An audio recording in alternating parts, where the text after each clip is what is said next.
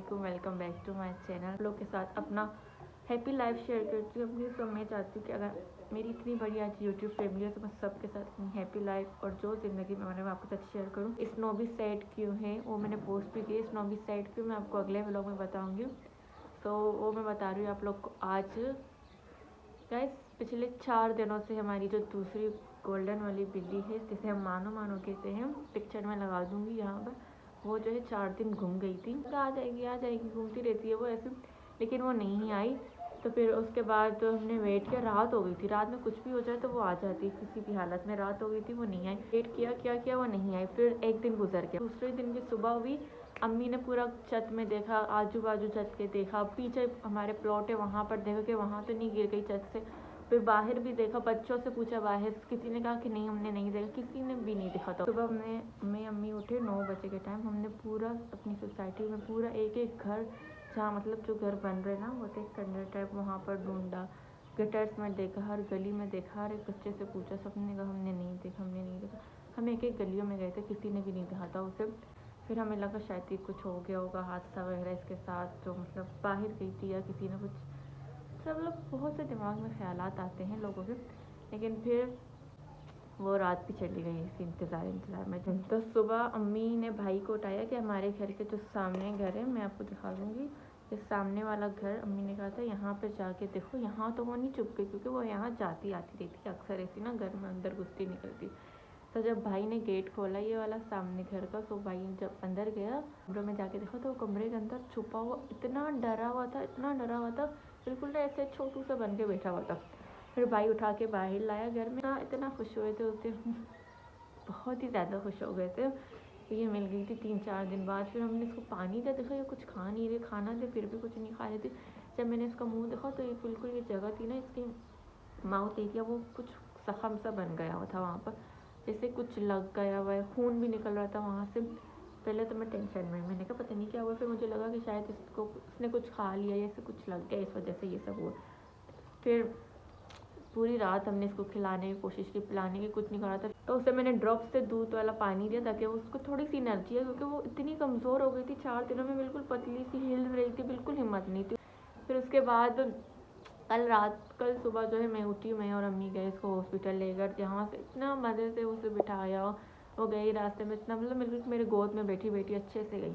Doctor के पास पहुंची, doctor ने कहा कि इसको हाई फीवर है। एक तो हाई फीवर के बाद इसके जो ज़बान पे ना वो छाले निकले हुए, जिस वजह से ये ना ही कुछ खा रही ना ही कुछ पी पा रही, छालों की वजह से। और इसका माउथ एरिया जो है वो बुखार में ना बच्चों के हमारे भी हो जाते हैं, जिससे दाने वगैरह निकल जाते हैं, वो उस वजह से। और हम बिल्कुल रिलैक्स हो गए। डॉक्टर ने कहा कोई टेंशन की बात नहीं है, छाले सही हो जाएंगे तो सब कुछ खुद खा लेगा। दवाइयाँ दी, इंजेक्शन लगाया डॉक्टर ने 2 इंजेक्शन। एंड गलती ये थी कि उसने कुछ खाया नहीं था, फर्स्ट ऑफ ऑल, ना ही कुछ पिया था, ड्रॉप से पानी पी रही थी वो, बिना कुछ खाए। 5 दिन का एक छोटा बच्चा था, मतलब कैट थी वो। डॉक्टर ने मैंने उन्हें डॉक्टर को कहा भी था, डॉक्टर इन्होंने कुछ भी नहीं खाया, 4-5 दिन होने वाले, इसने कुछ नहीं खाया। डॉक्टर ने कहा हाँ कोई बात नहीं, खा लेगा। डॉक्टर ने इसे लगाया 2 हाई डोज के इंजेक्शन, पेन किलर का और एक पता नहीं क्या। और फिर उसने डॉक्टर ने ये मेडिसिन दिए थे, कुछ टूप वगैरह दिए और ये इंजेक्शन दिया कि इससे आप इसको दवाइयाँ, टैबलेट भी थी, टैबलेट भी खिलाओ पिलाओ। हमने कहा डॉक्टर से, मैंने फिर पूछा डॉक्टर कोई टेंशन की तो बात नहीं है, ठीक हो जाएगा। डॉक्टर ने कहा हाँ कोई नहीं, आप घर ले जाओ, 5 दिन दवाई खिलाओ पिलाओ, कुछ नहीं, अगर सही हो गया तो सही, अगर नहीं हो तो वापस ले जाना, लेकिन सही हो जाएगा ये। तो मैं बिल्कुल रिलैक्स होकर मैंने उसे वापस बास्केट में डाला। हम निकल गए थे रास्ते के लिए। 15 मिनट तक बिल्कुल ठीक था। फिर रास्ते में ये ट्रैफिक में हम फंस गए थे। वहाँ ट्रैफिक में इसने इतना हंगामा किया था गाइस, आप लोग मान नहीं सकते, इतना हंगामा। बिल्कुल मुझे किसने ये फिंगर पे काटा, मेरे इस हाथ पे इतना गंदा पाइट के, मेरा ये अभी भी इतना दर्द करता है ये हाथ यहाँ पर। और फिर इसने मुझे इतना मतलब वो अपने नेल्स मारे, अम्मी को इतना वो किया, बिल्कुल इसे अजीब से। मैंने फर्स्ट टाइम इसको ये रूप देखा था, मैं बिल्कुल शॉक थी एक तो, और मुझसे हैंडल नहीं हो, थोड़ा रिलैक्स थी। अम्मी ने इसको पानी पिलाया, बिल्कुल अनकंट्रोल हो गया था, बिल्कुल कंट्रोल के काबिल नहीं रहा। फिर हमने वापस इसको बास्केट में अंदर के लिए डाला, ताकि अगर भागने से अच्छा बास्केट में डालो। बास्केट में जैसे ही मैंने डाला उसके 5 मिनट बाद बिल्कुल चुप हो गया था, कोई ना आवाज़ ना कुछ। मैं समझी तो सो गया, इसके इंजेक्शन की वजह से इसको नशा हो गया, ये सो गए। हम रिलैक्स आधे रास्ते तक पहुँचे, वहाँ पे हमारी गाड़ी ख़राब हो गई। ठीक है, जब ख़राब हुई हम रुके रहे थोड़ी देर। मैंने कहा अम्मी इसकी आवाज़ कब से नहीं आ रही, घंटा होने वाला है, आधा घंटा चुपचाप है, बस से उठा देती हूँ, ऐसे नहीं हो कि कुछ ज़्यादा ही नशा हो जाए। जैसे मैंने बास्केट खोला ना गाइस, फिर बेहोश है। मैंने पानी फेंका, आवाज़ दी मानो मानो, पानी फेंका, हिलाया भी काफ़ी देर तक नहीं हो रहा था। फिर जब मैंने उसको ये वाला हाथ नहीं ऐसे ऐसे सोया, मैंने हाथ ऊपर किया, वो हाथ बिल्कुल कड़क हो चुका था। जैसे कोई डेथ हो जाती है तो उसके बाद वो बिल्कुल कड़क हो जाता है, बिल्कुल भी हिल नहीं पा रहा था। मैंने मम्मा को कहा कि मम्मी इससे कुछ हो गया। मैंने कहा नहीं नहीं कुछ नहीं हुआ, ये सही हो जाएगा, ऐसे बेहोश हो गया होगा ना, शायद डॉक्टर ने इंजेक्शन लगा दिया हाई डोज का। फिर अंकल, वो ड्राइवर अंकल भी देखने लगे कि ये लोग टेंशन में, उन्होंने वो आए भी क्या गया, मुझे दिखा, मैं देखता।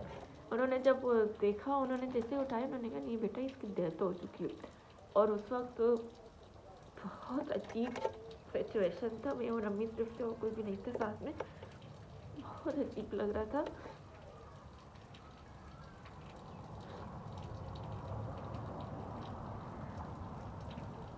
तो उसकी आंखें भी खुली हुई थी, मैं समझी शायद जिंदा है, लेकिन वो बिल्कुल कड़क हो चुका था। और गाइस मुझे घर आते वक्त वो रास्ता इतना लंबा लग रहा था, जैसे वो रास्ता ख़त्म ही नहीं हो रहा, हम जल्दी घर पहुँचे, बस घर पहुँचे। जब घर पहुँचे तो फिर मैं उसे उठा के जैसे प्यार से लेके गई थी, लेकिन वो आते वक्त वो वैसा नहीं था, क्या हो गया था उसे।